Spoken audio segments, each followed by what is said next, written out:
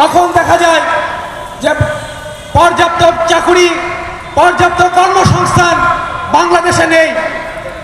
সরকারি চাকুরিতে আমরা দেখি যে বিসিএস পরীক্ষা হয়, অন্যান্য সরকারি চাকুরির পরীক্ষা হয়, সরকারি পদ খালি থাকে, কিন্তু আমরা প্রতি বছরই দেখি যে অল্প কিছু সংখ্যক পদে নিয়োগ পরীক্ষা হয় এবং সেই নিয়োগ পরীক্ষাও কয়েকটি ধাপে হয় এবং সেই পরীক্ষায় যারা নির্বাচিত হন তারা চাকুরিতে যোগদান করতে কয়েক বছর সময় তাদের পর্যন্ত লেগে যায় এবং সেই চাকুরির প্রস্তুতির ক্ষেত্রে তাদের আরও কয়েক বছর অপেক্ষা করতে হয়।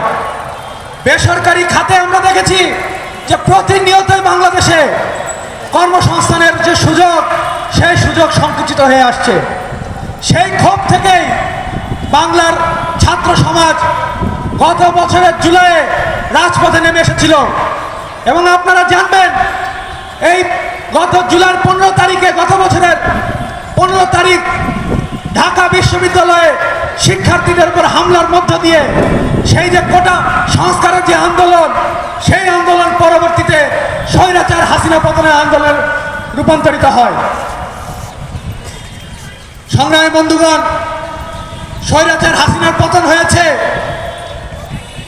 কিন্তু যেই মৌলিক প্রশ্ন জুলাই গণ অভ্যুত্থানের সূচনা হয়েছিল যে যুবকরা, যে ছাত্ররা তাদের শিক্ষা জীবন শেষ করে একটি নিশ্চিত কর্মজীবনে তারা প্রবেশ করবেন, সেই সুযোগ গত এক বছরে এই বাংলাদেশে তৈরি হয় নাই।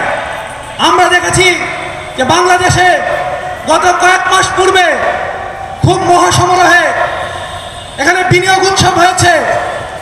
সেই বিনিয়োগ উৎসবের পরে সরকারের যিনি প্রেস সচিব রয়েছেন, তিনি আসলে প্রেস সচিব নাকি সরকারি দলের মুখপাত্র মাঝে মধ্যে বুঝতে অসুবিধা হয়। তিনি বলেছিলেন যে এই যে সম্মেলন, সেই সম্মেলন শেষ হওয়ার পরে নাকি বাংলাদেশে কর্মসংস্থানের, বাংলাদেশের চাকুরির বন্যা বয়ে যাবে। কিন্তু সেই সমাবেশ, সেই সম্মেলন শেষ হওয়ার 4 মাস অতিবাহিত হওয়ার পরেও আমরা দেখছি যে বাংলাদেশে এখনো লাখ লাখ যুবক তারা বেকার রয়েছেন।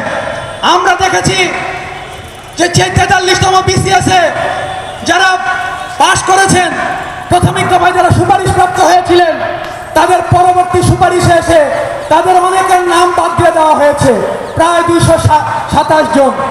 তারা দীর্ঘদিন এই রাজু ভাস্কর্যে আন্দোলন সংগ্রাম করেছেন, অনশন পর্যন্ত করেছেন, কিন্তু সরকারের কোনো দায়িত্বশীল ব্যক্তি তাদের সাথে দেখা করতে আসেন নাই। আমরা যখন তাদের সঙ্গে সাক্ষাৎ করতে গিয়েছি রাজু ভাস্কর্যে, তারা বলেছেন যে একটি বিশেষ গোয়েন্দা সংস্থার পরামর্শে নাকি তাদের নাম সেই চূড়ান্ত তালিকা থেকে বাদ দেওয়া হয়েছে।